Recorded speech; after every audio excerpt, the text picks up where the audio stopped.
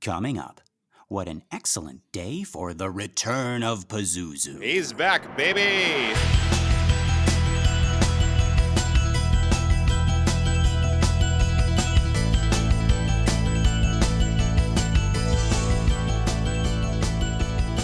Well, howdy folks, and welcome to Minute 113 of the Exorcist Minute, a show where we endeavor to examine, extrapolate, and excavate The Exorcist, minute by terrifying minute. My name is Lester Ryan Clark. And I'm Keenan Diaz. And we'll be your holy guides on this journey through what some have called the scariest movie of all time. Okay, so our minute begins with Merrin saying, "God the Holy Spirit commands you." And it ends with a moment of calm in this storm. Yes, folks, this is the end of round one. But let's get back to the top of this minute. You'll remember we had ended on this wonderful shot where the bedpost divided the screen. On the left, we have a broken, fallen world, an upside-down lamp, and a crumpled Dimmy. And on the right, we have Merrin standing straight and tall as he looks down at Howdy. He had just finished saying, "God the Holy Spirit commands you," and now he raises his hand in the sign of the cross as he says, "The mystery of the cross commands you." Howdy does not respond, but his breathing is ragged and continuous. Meanwhile, Dimmy is still crawling back to grace. Remember, he had fallen and started getting up, and for a second he was in the crab walk pose, and now he turns over, he evolves and is on all fours as he makes his way back to Merrin. Speaking of which, we cut and we are once again on Merrin's face as he says, "The blood of the martyrs commands you." And again, it feels like he is in control once again. It's a great contrast to earlier in the scene when he's shouting, "I cast you out!" And you feel all of Merrin's emotion in those lines, but also a hint of desperation. The power of Christ had temporarily left him, but now it's back. He is calm and commanding as he invokes the blood of the martyrs and makes the sign of the cross once more. Yeah, he has to keep working, even though probably in his periphery he realizes that Damien got double axe handle to the back of the head and needs his help. But he cannot waver from the plan. Right, yeah. If he takes his eyes off for a second, then all is lost. Yeah. But yeah, no sooner does he finish the line about the martyrs than the room is hit with another jolt of force. We cut briefly to the window, just a few frames, enough to see the curtains flapping. I keep having to remind myself that the window is closed. Right. Where's the wind coming from? Yeah, where's that wind coming from? We know, folks. And then we cut back as Merrin falls out of frame.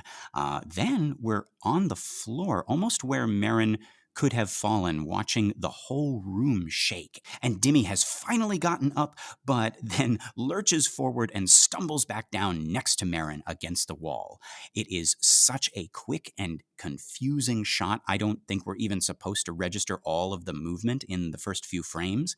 But basically, we follow Dimmy just as he's getting up and sort of stumbles across the room, and the shaking stops as he lands in a crumpled heap beside Merrin, who looks dead. Like, the first time I saw this, I can't remember if I knew he was going to die, but I remember the first time I saw this, that's what I thought this was. And even after seeing it all the way through, I still remember getting to this point and having to remind myself, oh, wait, no, because he looks dead here. It looks like he hit his head and it's over for Father Merrin. But then you see him move a little bit. He opens his eyes and he turns his head to look at Howdy on the bed. But because you're focused on him, you might miss Dimmy, who tries to push himself up, falls back down, tries again, and as still and pale as Merrin is, Dimmy's face is red with exertion. And I love how we know he's younger and stronger, even healthier than people his own age. He boxes, he runs, but this is too much even for him.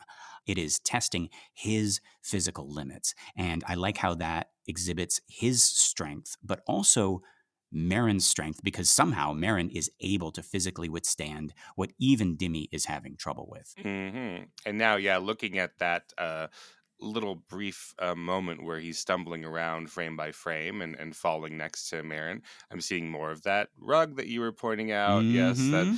yeah, you're convincing me more and more. So, the one from Karras's dream that Lester was saying, well, once he gets double axe handle to the back of the head and falls, that might be where he basically is running vertically along this rug, Mm-hmm. right, Mm-hmm. as if he's falling. But here's another one where it's the same rug and he's falling to the floor, and this could be, another moment here. Yeah, he's had a lot of chances to fall face first onto that rug.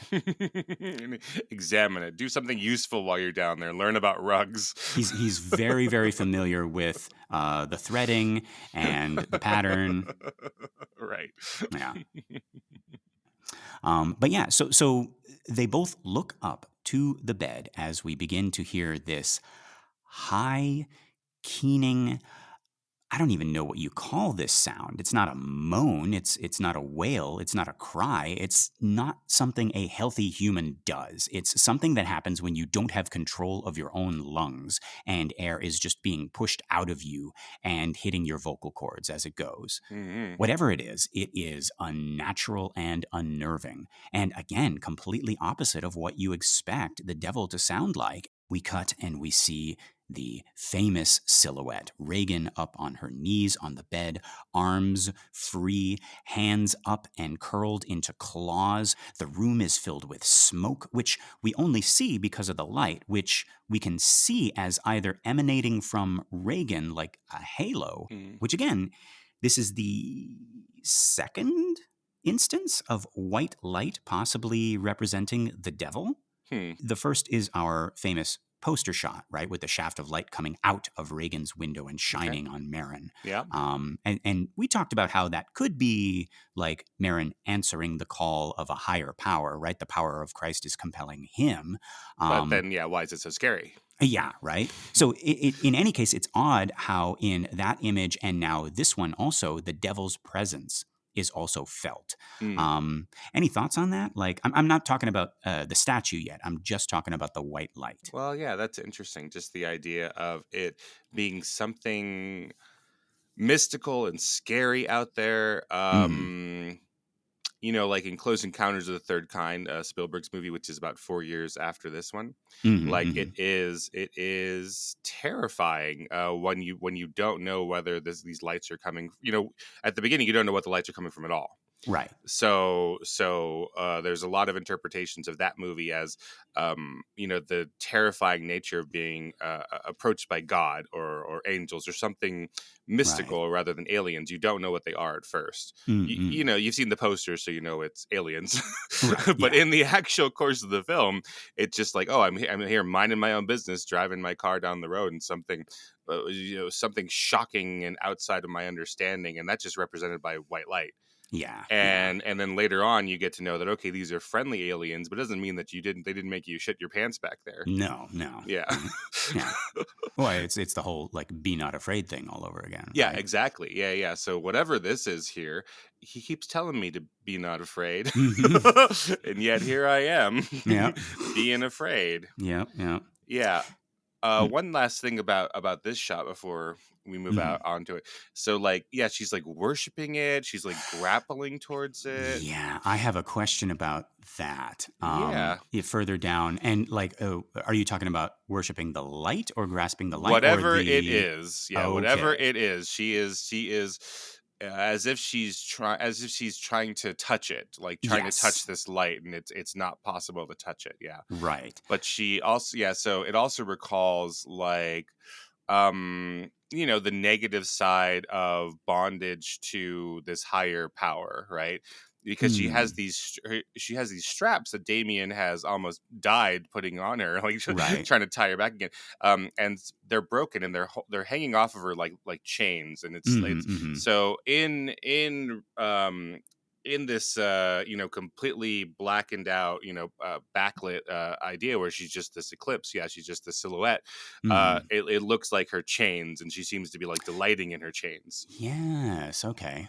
Like, Delighting in her chains, or maybe like her broken chains? I don't know. I like the idea that she's delighting in her chains, like, oh great, this thing I am here to serve, because Mm-hmm. that is, if we're thinking of like devil imagery, Yeah. that's much more common, right? Like it's the flip side of I am here to serve God. I am here to submit to God, and that's wonderful Mm-hmm. because God is good and God is beautiful. And like a lot of our devil imagery, right, is like I'm here to serve the devil, Right. and I get my power from serving the devil and being a slave. Mm-hmm, mm-hmm.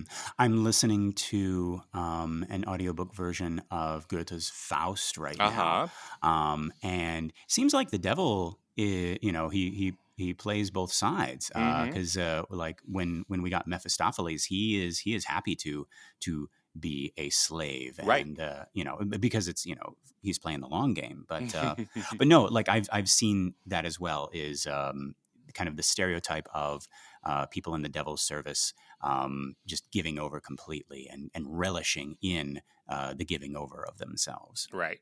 And in like Fantasia, Hmm. where Czernobog probably isn't the devil, but Mm. it's easy to see why you could Oh, see I it that have way. things to say about that once we get to that every Disney villain Oh, great. uh, episode. Oh boy. Well, let's say that Chernobog is the devil, right? Let's just take that. Like, so we have his little slaves, the little minions that he pulls up into his hands, Hmm. and he crushes them and turns them into pigs, and then he Yeah. he like he washes his hands of them like they're Hmm. dirt or something, and throws them into the fire, and they fucking love it. Like Yeah. they don't go, oh no, what have I done to Hmm. trust you? They're like, yeah, this is exactly what we wanted to happen the Hmm. entire Hmm. time. It was you dusting me off your hands and throwing me into the pit of hell forever. Thank you, Yeah. Lord. Yeah. Yeah. I have met Chernobog in other forms of fiction, and I have seen pictures of him, Mhm. this Slavic god of darkness and death, Mhm. um, and that thing in Fantasia is the fucking devil. I don't care what Disney says now, because they don't want to have the devil in Fantasia, but Walt himself Uh-huh. called him Satan himself, I Hmm. believe. Well, So, they did both, so it's totally trying to have it both ways. Yeah. yeah, yeah, but yeah, and yeah, folks, we haven't even gotten to our big scary devil yet.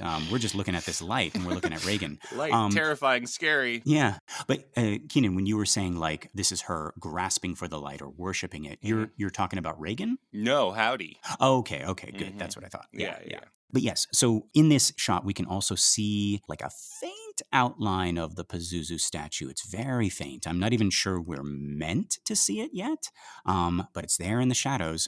We can see it's kind of like the bottom half of it. And we cut back to the priests. Oh, I see it now. Yeah, All right. Yeah, you're right. It's there. yeah. I thought you That were that v- crazier that my eyes were going wrong, but I see it. mm. I see a That very, very certain part prominent of it. bottom half. Yeah, Yeah. it's kind of the thing he's famous for. Right. I gotcha. Yeah, yeah. But yeah, and we cut back to the priests, and we're closer up on their faces. Again, I love the contrast between them. Marin's face is pale; his hair is white. I know it's not the case, but it almost seems like it has gotten whiter from this ordeal. Obviously Hmm. not, but it looks like he has been drained of color to the point where his hair looks like brittle and dead. But his eyes are alive with the fear of a little boy who is once again seeing the boogeyman. Hmm. A child's eyes in a mummy's face. Hmm. And then behind him, Dimmy's face is so ruddy. It's filled with life, with blood, and also characteristically, it's surrounded by shadow. He is deep in that hair and that coat, peeking out with those eyes, which are tiny, dark caves. And as we're looking at these faces, that keening wail begins to stretch, to distort, and we cut back, and now we can see, yes, we see the silhouette of the top part of the Pazuzu statue, and we see it because now it has its own halo, and oh my god, this shot scared me so much as a kid, and I didn't know why. And I still don't know why, which is great because now I can try to deconstruct it on the show. But first, Keenan, how do you feel about this shot? It's terrifying. So yeah, so now looking at it, yeah, deconstructing it. So our eyes driven to Reagan, right, with this backlight, Right. this silhouette. And so we're not even really anticipating anything is in this negative No. space to the left there, right? Mm-hmm, And mm-hmm. it does this really cool thing, like her left arm kind of pulls back from her worshiping, as high as it can go, and it's sort of drawing our attention to the left. And then just as it's doing that, it's very well choreographed. The its own backlight comes on as we're seeing it from behind it, so we see that within the shot, which is normally not what you would do with the light like this. You would normally have it on the entire time or have it off the entire time. And so the arm comes down and those light turns on, and it's been there the whole time with us. Terrifying. That reminds me of the first time we see the little head figurine when Marin is digging, because he goes in to dig and he sort of frees this chunk of earth that we were looking at the entire time. Right. And that's where the head is encased in. Yes. Exactly. And yeah, it's revealed in the shot with us that we've already been seeing, and it's so tall. And again, its backlight is terrifying. We see more of its face because of the fill light than we do of Reagan, but it's still quite obscured. So it could be looking at us. It could be alive. We don't know. It's a statue, but maybe it's more than a statue. It's terrifying. Right. Yeah. Okay. So now, what do we think is going on here? Like symbolically, physically, phallically. Well, we know what's going on phallically. I mean, we see that pretty clear. But like, is this symbolic? Is it like a vision, like people have in the Bible? Is the statue really there? Is it only Marin seeing the statue? Does Howdy see the statue? Like, what's happening right now in this room? Yeah, well, Pazuzu sees Marin and he's happy to see him. For sure. So Pazuzu like was called, but then he looks over. He's like, "Oh, you're here too." Oh, it's you. No, it's you. I don't know. Like it's from Marin's point of view, right? So I don't know. Sorry, I'm going to completely cop out of this. I like the majesty and the mystery of it. I suppose we're supposed to answer these types of questions on the show, but I don't know. Is Howdy conjuring it? It's in the space physically. I don't know. I don't know, Lester. What do you think? Yeah, well, worry not. I got. Oh boy, I'm gonna take up so much time with this thing. Okay, great. Yeah, people are gonna love it. I think one of the reasons this disturbed me so much was that it confused me, but not in a sloppy way, like, if that makes sense. So not like it confused me because it didn't make sense. It confused me because I couldn't make sense of it. It wasn't wrong. I was wrong. I thought I understood what was going on, and then this happened, and I was like, oh, this is too big and too evil for me to understand. Firstly, I didn't know who Pazuzu was. I thought this was a statue of the devil, like when we, saw him back in the beginning of the movie. Second, I thought it was a real statue. Right. And yeah, it is a real statue. Even fake statues are real statues. We keep trying to make fake statues and failing. Yeah. How about that, folks? I'm going to blow your mind right now. There is not one single fake statue on Earth. But anyway, what I mean is I thought this was like a historical, cultural statue of the Christian devil, which like I fully believed in at the time. And this was also at a time when I attached so much authority to what I much later understood was essentially somebody's artistic interpretation. Like I didn't understand what canon was. And that's all across the board. Like, Super Mario Brothers Super Show, I was like, well, that was approved by Nintendo and it is correct and adherent to the Mario universe. Otherwise, why would they make it? Wait, so it's not? No. Wait. What do I not understand about this Super Mario Brothers show? Do you remember? It was like with Captain Lou Albano and Captain Lou Albano. Yeah, right. And he had the little. It was like him and another guy playing Luigi, and they had those two little like bookends where they were like live action Mario and Luigi, right. And then in the middle you would have the cartoon, and the cartoon it had the characters and like all the little enemies that you would see in the Mario games, right? But it was always like the Mario Brothers on the high sea, fighting Long John Koopa, or the Mario Brothers in the Old West fighting Billy the Koopa, or the Mario Brothers in ancient Egypt fighting Tuten Koopa. The boy Koopa? Yeah. Okay. Yeah, so that's not in the video games, I guess, is what you're telling me. Yeah. So they just took that, they just took them and ran with it. But when I was little, I was like, well, yeah, that's I'm going to play that game someday. Well, when you were when I was 40 was when I figured that out, that that they're not the same thing. But I mean, like I also thought that like Return to Oz and Hook were like universally agreed upon and accepted. Like there was a single committee for each of these franchises, right. and they made everything from that franchise. Like I just assumed anything written about the devil or hell, right. Like any artistic depiction must have been approved by the church, especially right. if they were like old. Like any of those old like 15th century woodcuts, or paintings depicting the devil or witches or hell, any of the Renaissance paintings, any of the Gustave Doré stuff, right? I didn't know who he was. I didn't know who Dante was, right? But those pictures and that story about the different layers of hell would pop up in those same like elementary books about the history of the devil. And I'd be like, well, they wouldn't be allowed to lie about this. This is too sacred. So Mario really went and saved the world from Genghis Khan, and then he never killed another Genghis village. Koopa. Genghis Koopa. And he never killed another village ever again, and everything was happy.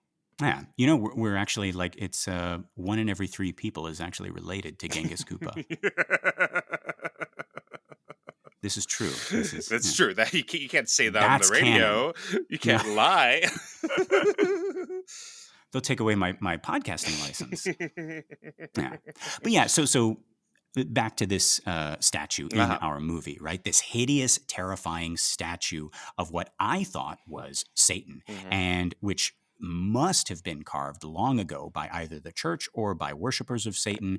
And the fact that it looked different from modern interpretations of Satan made me think, oh, well, this is the real. It's real because it's older. Oh, yeah. It's like getting back to what people really saw when they saw Satan. Right. Yeah. And so like by extension, this movie, which was endorsed by some churches, come to find, like watching this movie as a young boy, I felt like I was being let in on a secret that was like too big and too scary for me, right? It's like it's the stuff they don't tell you about in Sunday school. It's like, hey, we're going to show you like a real statue of the devil. And as to what I thought when I saw this scene, yeah, I was a little confused because it looked like the devil in Reagan was worshiping the devil's statue.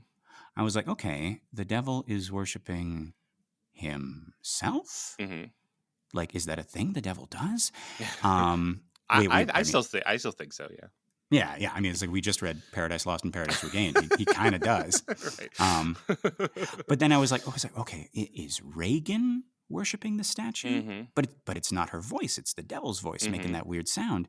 And why are both of them bathed in this godly light? And why does the devil sound like an old woman? Like, this is way too complicated. So it must be true. Mm-hmm. But it was too much for my little child brain.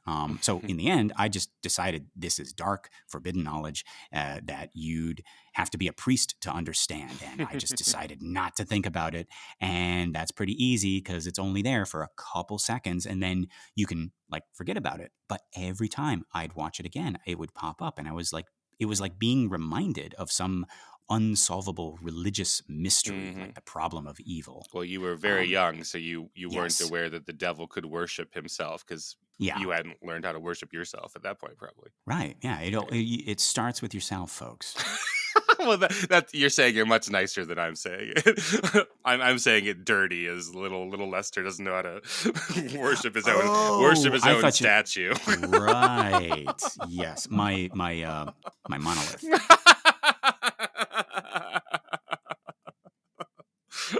Yes. Gotcha. Yeah. But yeah, so that was back then. Mm-hmm. As to right now, Mm-hmm. what I think is happening now, I'm still a little bit confused. Uh-huh. And now instead of the problem of evil, we're back to the problem of Pazuzu because this shot implies that there is a relation between Captain Howdy and Pazuzu, Uh-huh. which again, I know I'm the odd one out here, but I never liked that Howdy is a non-Judeo-Christian Abrahamic demon being defeated by the power of Christ, and I've said my piece about that. But this shot sort of confirms it. Mm-hmm. Right? How else are you supposed to interpret this? This is either all in Marin's head, which has been recently rattled. Mm-hmm. He's on the floor staring up at Reagan/Howdy, and he gets a vision of the statue from before. And if it's a vision, what does that mean? Like, what is it telling him? Is he realizing only now that it's the same demon he fought years ago? Right? Mm-hmm. That's not how it is in the book. Right? They know each other immediately, but this is the movie, so maybe. Mm-hmm. Or is this vision something that Howdy is projecting, something that he is showing Marin? So it's he's the one making it. And if so, does Karis see it? And what is Howdy trying to communicate? He's like, yes, I'm Pazuzu. Or is the statue just appearing by itself, separate from Marin or Howdy? And I don't mean the physical statue, but like Mm-hmm. the essence of the statue, the soul of the statue, right? The real thing, which the statue is a representative of. Mm-hmm. Like is this not the Pazuzu statue, but Pazuzu himself? Mm-hmm.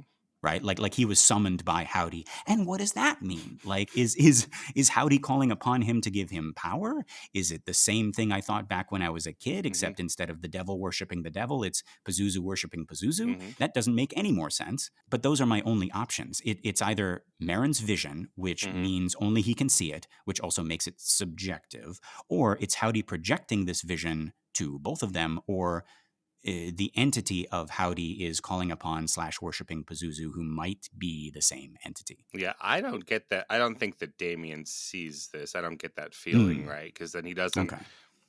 Because then later he would say, like, what was with that statue, right? Right. Yeah. So maybe Why this girl? It doesn't make sense. And also, what the hell? Right. There was a giant 8-foot tall statue. Did you see?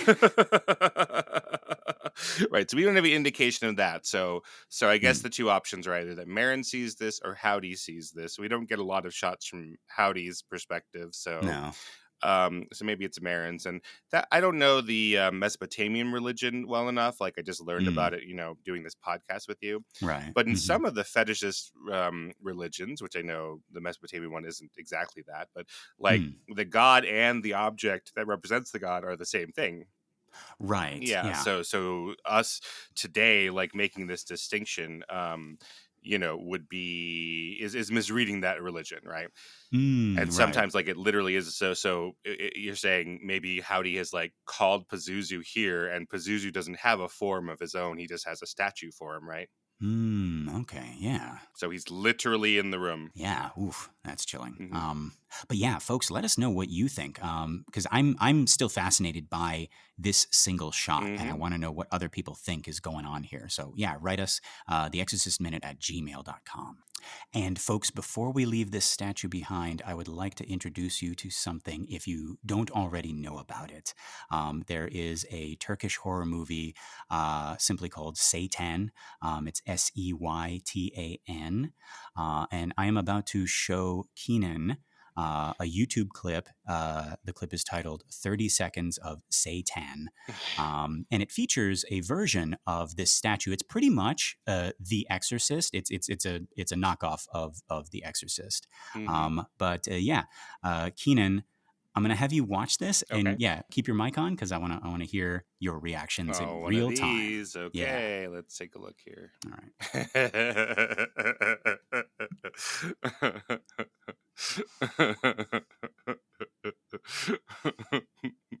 They're doing it exactly. Mm-hmm. Oh no. Oh yeah. Oh geez. Except crucifixes aren't a thing in Turkey, so they No. replaced it with something else. Yeah.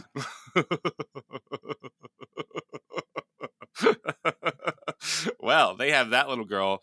That's very clear that she's worshiping this statue and not. Yes, that was my favorite thing. So if you have the opportunity to see either the entire movie or Mhm. you can find bits of it on YouTube, they have I guess an alternate to the Pazuzu statue. Almost looks like a 3-headed thing. Yeah, and it doesn't match their Pazuzu statue from the desert scene. So they No. basically do the whole movie in this little 30-second cut down. Yeah. Yeah. And they made two. I guess they made two Pazuzu statues. Yeah. So that's even, I don't know what Little Lester would think of that, but it's Yeah. a different statue. All of a sudden some other statue comes in. Yeah, but you will love it if you haven't gotten enough of us desecrating The Exorcist, and you want a little bit more. Watch this Turkish version of it. It is quite fun. Yeah, because they're doing it for money. Oh yeah, it's a total ripoff. Oh yeah, absolutely. Yeah. Okay, from 1974. Oh, so less than a year after The Exorcist. Yeah. Mm-hmm. Even Wikipedia says it plagiarizes. So usually Wikipedia has to be like, right, less emotional, but they say it plagiarizes William Friedkin's The Exorcist. Yeah. Folks, they tried to destroy all copies of Nosferatu, Mm-hmm. but somehow this thing is still here. I guess Nosferatu is still here too. Right. Yeah. Okay, so now I think we're done with the statue. So Bye, Pazuzu. Bye, Pazuzu. But yeah, okay, so we cut back to the priests. Marin is struggling to get up, or perhaps to get a better look at what he thought he saw. And then we get a very weird cut where we appear to have jumped ahead in time. We're back in bed, close up on Howdy/Reagan, struggling, and it appears that someone is holding her down with her arms pinned in front of her. Howdy is thrashing back and forth, and it looks as if they should be screaming or making some sort of like struggling noise, but the only sound we hear is this slow, ragged breathing, which by now seems as ever present as a respirator. We've been comparing Howdy to enough other famous villains. I can't remember if we talked about how the breathing is often independent of whatever else he or Reagan is doing. It's almost, it really is almost like a machine in the background, or Howdy's own personal, like, ominous soundtrack. Right. So you're comparing his breathing to... Oh, to Vader. I should probably have said that. I was like, this is just like, do I even need to say it? Oh, Darth Vader. Yes. Not Dr. Vader. That's his wife.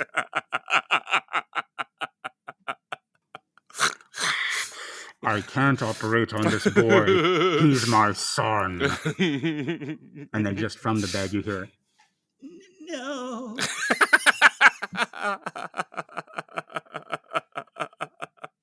Now, as we're hearing this, we also hear Marin.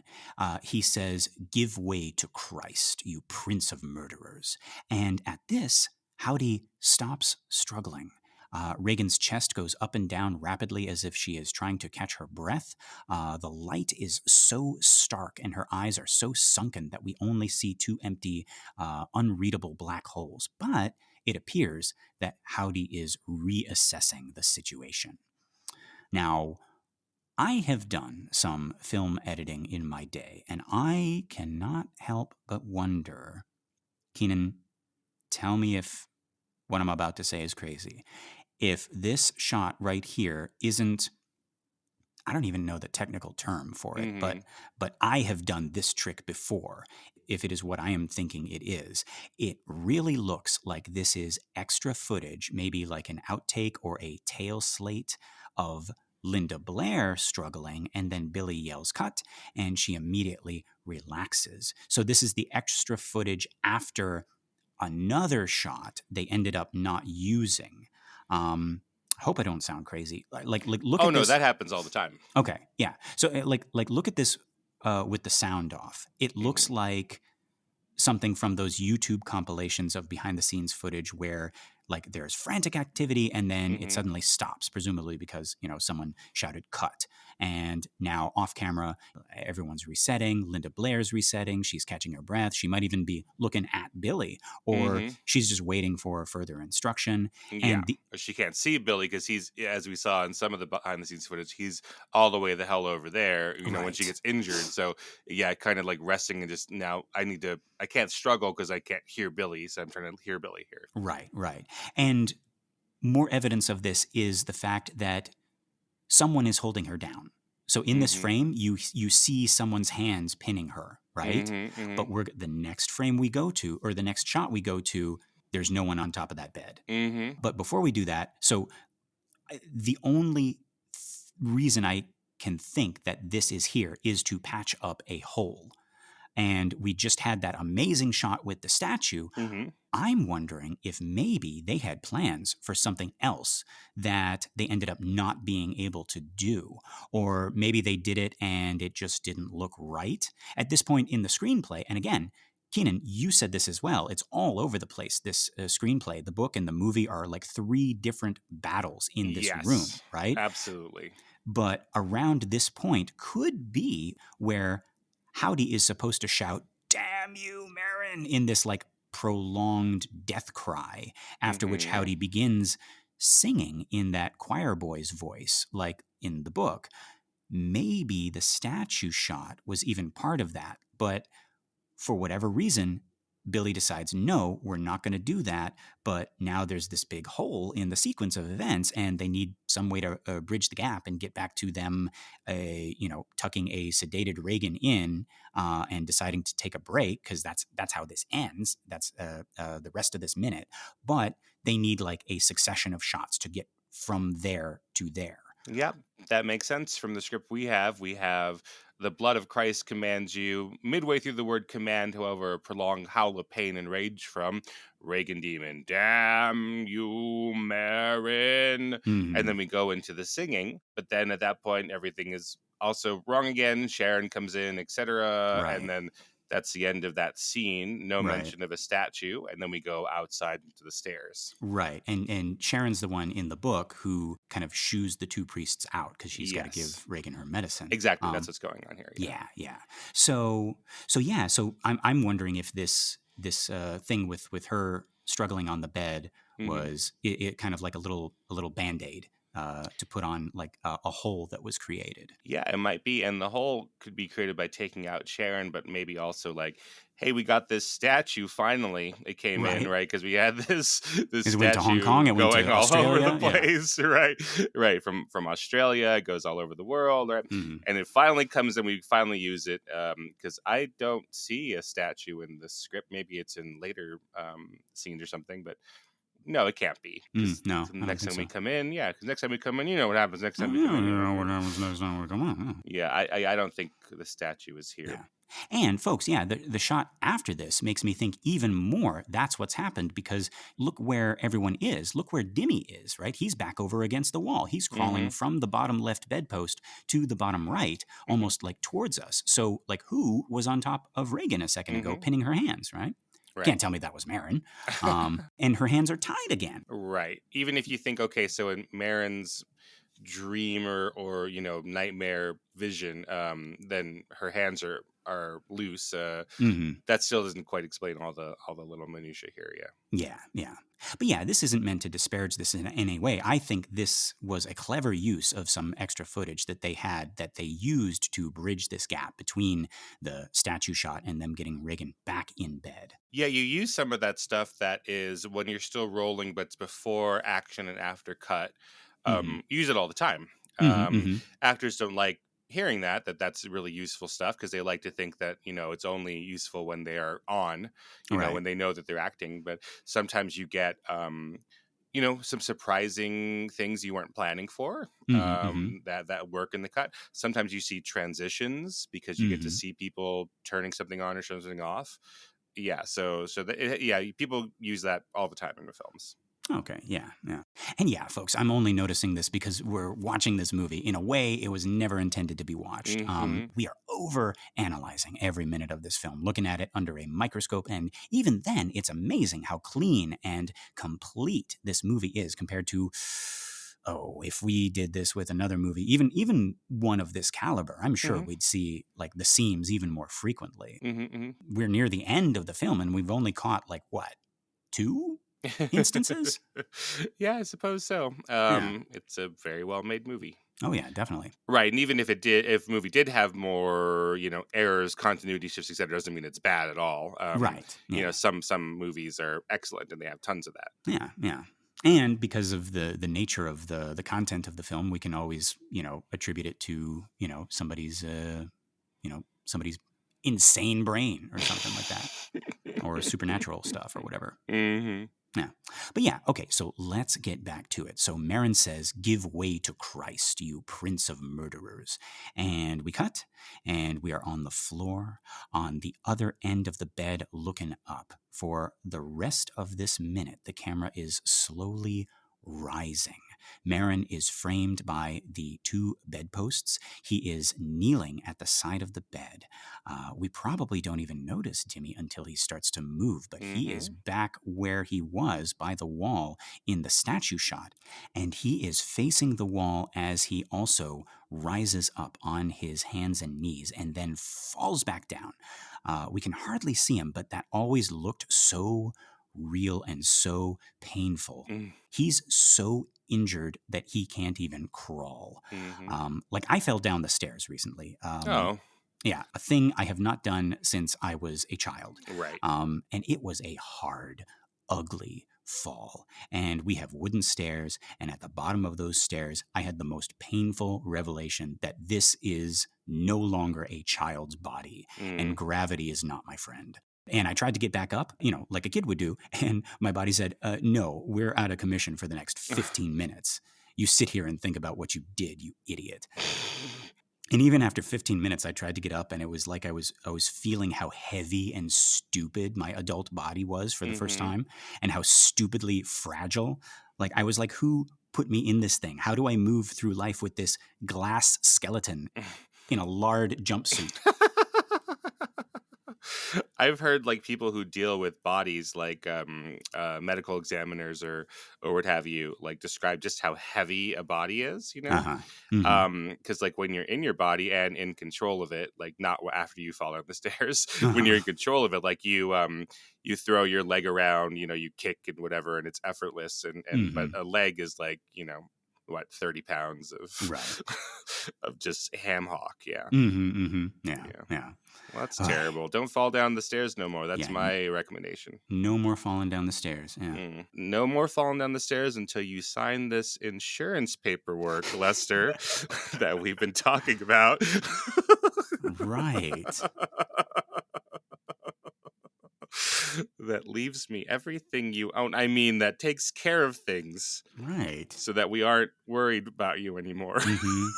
As I'm just reading this fine print, and it's like, you're going to die up there. Oh, the print is fine. You're right. Yeah. It's very fine. I can. Yes. Just go ahead. Sure. all the way around. Yeah. But yeah, so Marin is... How many people do you think have fallen down the Exorcist stairs? Like, I'm sure someone has done it to be funny. I will guarantee you at least one person has done it on purpose. Right. That's, and was very sorry by the end of it. But so many people go to it, and it's notoriously, you've been there, it's notoriously narrow and not really meant to hold traffic and stuff. I mean, like, someone's probably fallen down it by accident. Yeah. I was like, it is so treacherous. I was uncomfortable just walking up it. Right. Like I was out of breath. I was like using the handrails and things. Oh, right? Yeah. Yeah, I wouldn't encourage anybody to film a YouTube thing. Do like screw those people falling down. Do not do that. But if you have one of someone falling down by accident, that I'd like to see. Send that to us. Put it in our listener group. Right. We'd love to see it. Yeah. It's like, oh, so that's what that looks like without rubber padding and the experience of a stunt man. Right, exactly. Ooh, it looks like it hurts. But yeah, that's Washington. I mean, it's like those steps got to be icy, like some time of the year, right? Oh, sure, yeah. Oof, yeah. But yeah, okay. So Marin is saying, you are guilty before Almighty God, guilty before His Son, guilty before the whole human race. And I love the way he's saying it. It doesn't sound like part of the prayer. It sounds like he is talking to Howdy. He makes the sign of the cross over Reagan, who... I'm not sure what's going on here. Her arms are straight out in front of her, and she's like spasming and twitching. She curls up as Marin says, "It is the Lord who expels you. He who is coming to judge both the living and the dead, and the world by fire." And while all this is happening, Dimmy is still trying to get up. He has managed to get on his knees, and he is reaching out and doubling back over. He's obviously trying to get back up whilst in a lot of pain, but it almost looks like he is bowing in worship and then reaching out in supplication. And as Marin finishes speaking, Marin, crosses himself and slowly bows his own head. I'm not sure whether in prayer or he's bending to pick something up off the floor. Either way, it gets Dimmy moving. He is finally on his feet, and he is limping across the room toward the window. Toward the window? Damien, window? Damien.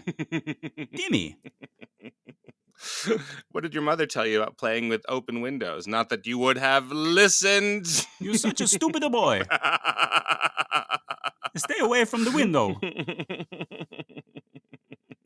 But that, folks, is where our minute ends, with one priest sinking down and one priest rising up and walking again. We have reached a moment of stillness, which is going to open up to some reflection as our two priests take a well-deserved breather. And we're going to follow suit, because for now, that is all of my notes. Keenan, is there anything else? No, I think we got it.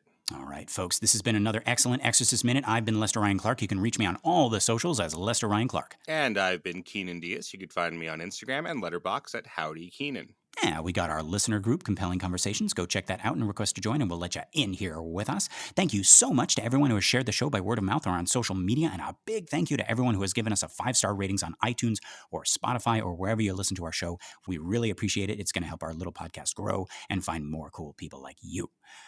Okay, Keenan. Are you thinking what I'm thinking? I think I am, Lester. Folks, until next time, the power of the Super Mario Brothers Super Show compels you.